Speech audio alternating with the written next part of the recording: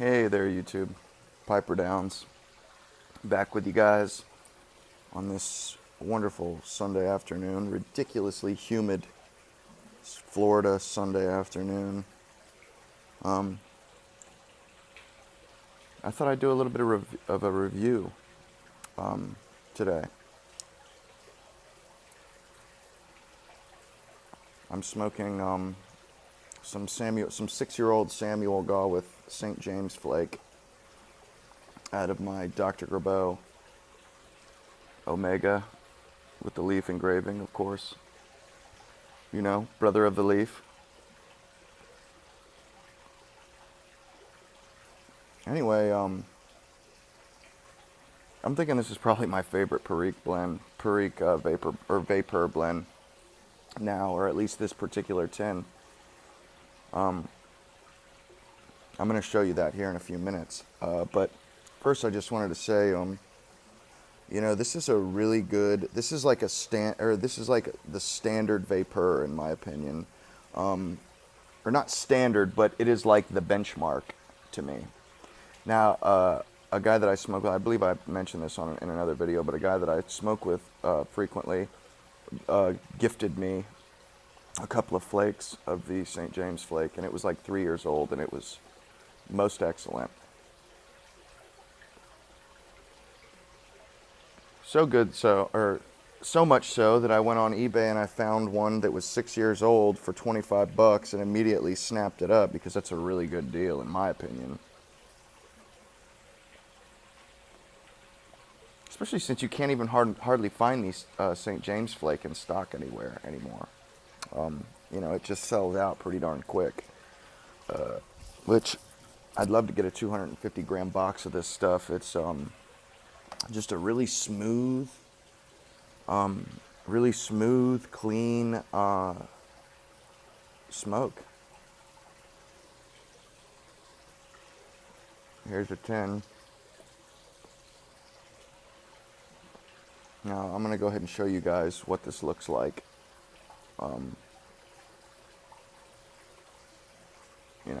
What this looks like in the tin.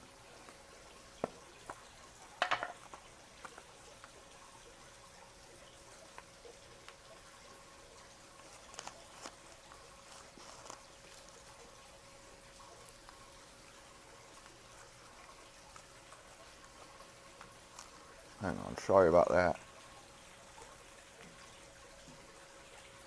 Sorry about that. Okay. So here, this is what I'm smoking on currently. Is this here St. James flake, and as you can see, that's got some real age on it. I mean, obviously that's 6-year-old St. James. And I must say, guys, this when I put my flashlight for my phone on this stuff last night, it just shimmered. It looked like candy, and I've never seen tobacco that had legit sugar crystals. All that white, that's sugar.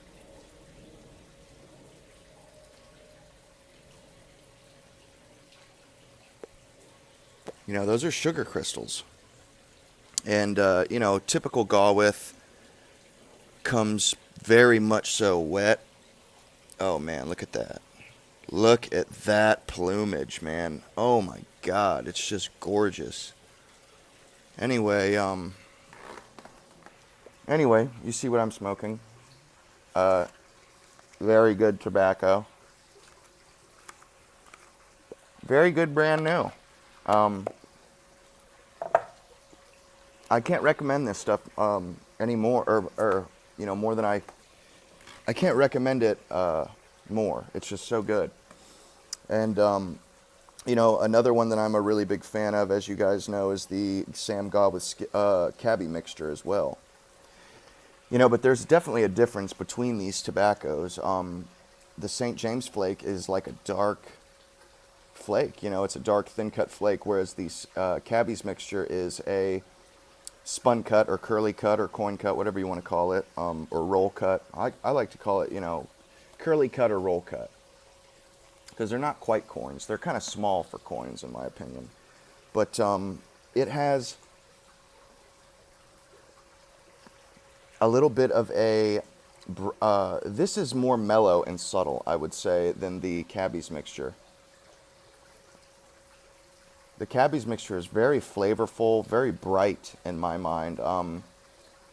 And see, the difference here, this is best. This it makes perfect sense to me. See how this is? It says the Kendall Mayers collection. Okay, so that kind of puts it in perspective that perhaps that these blends were made for a mayor or for somebody of standing, an upper class, a socially upper class person. Whereas the Cabby's mixture, the name of the blend itself implies that it's more or less a poor man's or a everyman smoke.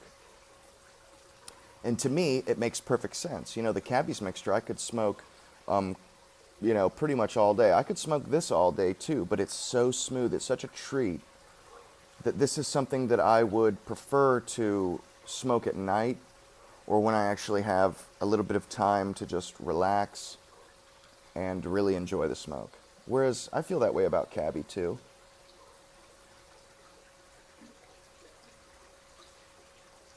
But to me, the Cabby is a little bit more of an everyday smoke, not because it's smoother or more mild. I don't think that at all, but I think it's just a little bit more.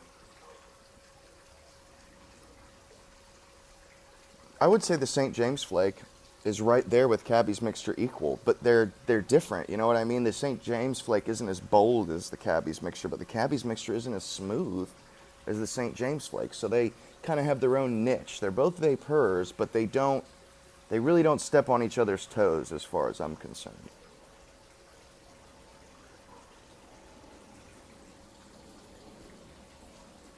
And this, it's just, I definitely get the Perique coming through.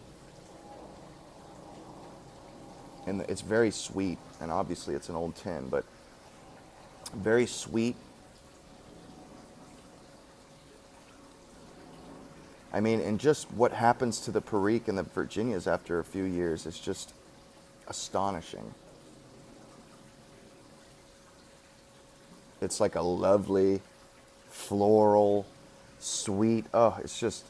I mean, I'm in heaven right now, guys. With this blend.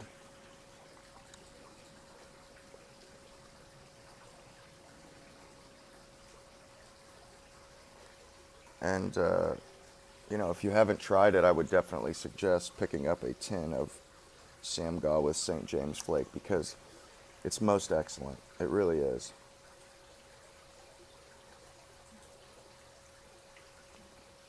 And, typical of Sam Gawith, very wet. You want to leave this out. And actually, this bowl here, I left this out overnight. And it was a little crispy this morning, but it's smoking beautifully right now. Last night I was having to relight a lot, which doesn't bother me. But, I mean, it was still an excellent smoke, but I just had to relight a few more times than typically. I mean, I let it dry, but not overnight.